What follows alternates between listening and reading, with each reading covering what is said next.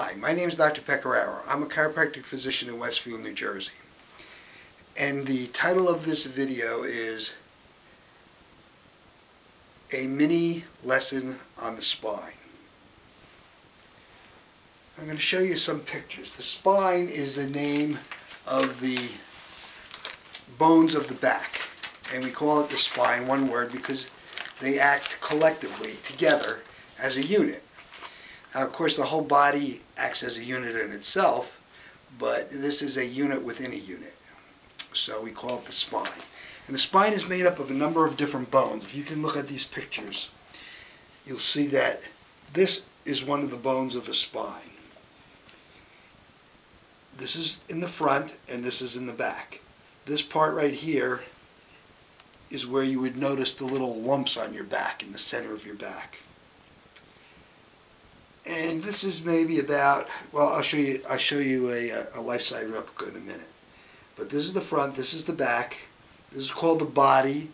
Each bone itself is called the vertebra. See this hole here in the vertebra? This is where the spinal cord goes right down through it, just like this. And there's a lot of these bones. There's 7 of these bones in the neck, 12 in between the neck and the waist, and 5 in between the waist and the buttocks. In addition to that, there's the sacrum, which is a triangular shaped bone at the bottom, which I'll show you in a moment, and a coccyx, which is a smaller triangular shaped bone all the way at the bottom. This is what the bones look like when they're looked at from the side. This is looking at the person from the left side. Here's the front and here's the back. And this is this bone taken and put this way. These things here are called discs. They're attached to the top bone and the bottom bone. Most of the bones have a disc in between. These holes here are on the side.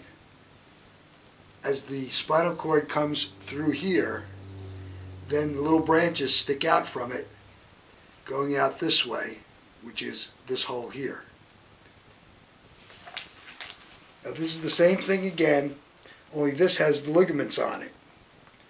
This is a ligament, and all these other things in here are ligaments, and these are those holes where the nerves come out.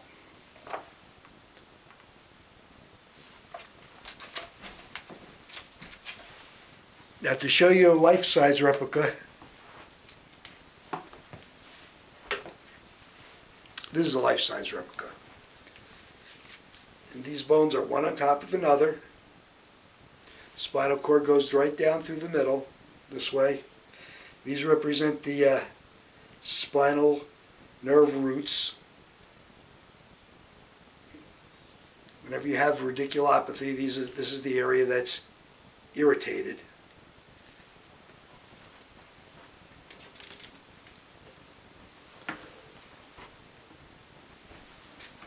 I wanted to show you another picture. This is looking at the spine from the back, the lower half of the spine. This is the triangular shaped bone at the bottom called the sacrum. And the life-size replica, that's at the bottom right there.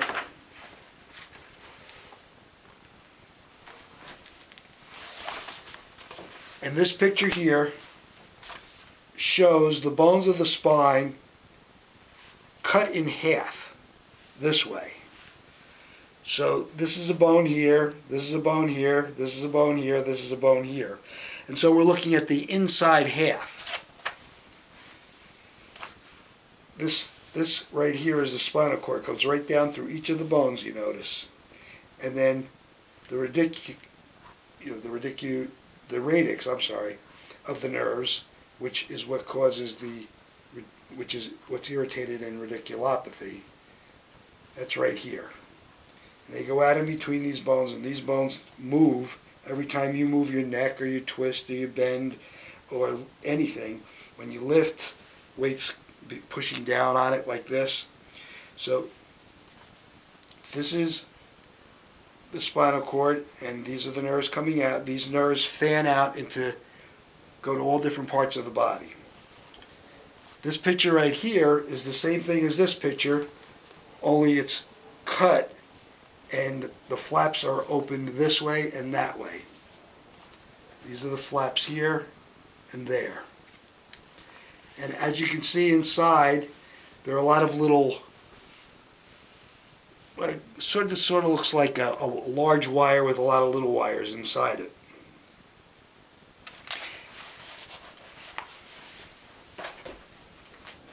Now this picture I also wanted to show you. This is a picture of where some of these nerves go. Here's where the spinal column sits in the person. The spinal cord going straight down through, and nerves coming out of the, in between the bones, going to different parts of the body. And these are called plexus. Plexus is where the nerves go together. They come out from the spine, they go together, they kind of mix up, and then they go out again. And they're not necessarily exactly the same nerves. They may be in some cases they're not. And they go to different parts of the body. And if you were to cut a nerve to a part of a body, whatever that nerve goes to would die. So if it's interfered with, it's going to have some degree of detriment to it. Now I'm going to read you off this list here, because this is some of the areas where the nerves go. Blood supply to the head, the scalp, bones of the face, brain, base of the skull, eyes, ears, eustachian tubes, nose, sinuses, forehead, mouth, tongue, vocal cords, toenails, or tonsils, I'm sorry. Neck muscles, shoulders, elbows, arms, forearms, wrists, hands, fingers, esophagus, heart, coronary arteries, that's the arteries, the blood supply to the heart, bronchial tubes, lungs. The bronchial tubes are the tubes inside the lung that bring the air from the outside into the lungs. The chest, the breast, gallbladder, liver, diaphragm. Diaphragm is the muscle that goes across your body just below your chest that goes down to help bring air in and goes up to help push air out. Stomach, pancreas, spleen, kidneys, small intestines, uterus, appendix, large intestines, buttocks, groin, reproductive organs, bladder, colon, upper legs, thighs, knees, prostate gland, sciatic nerve, lower legs, ankles, feet, arches, toes. That's what I was going for before. Rectum.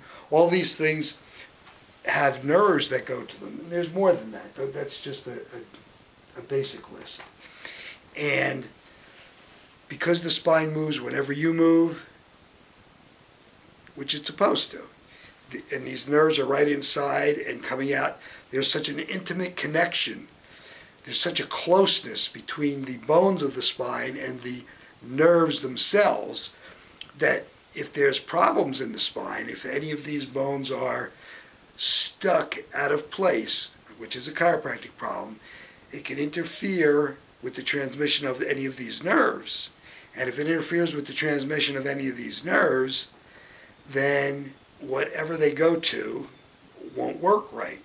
Now, it might be that they don't work right only by 1%, so if the chiropractic problem is corrected, maybe the area that's served by the nerve, you may not notice so much that it's better than it was, but it's also maybe 80 or 90%, in which case you're probably not going to feel much better unless you have the chiropractic things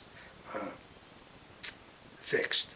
But there's a big range in between, all the way from 0 to 80, 0 to 100 really. But there's a whole space inside where any of these chiropractic problems can have varying degrees of effect on different areas of your body. So I hope you learned something from this,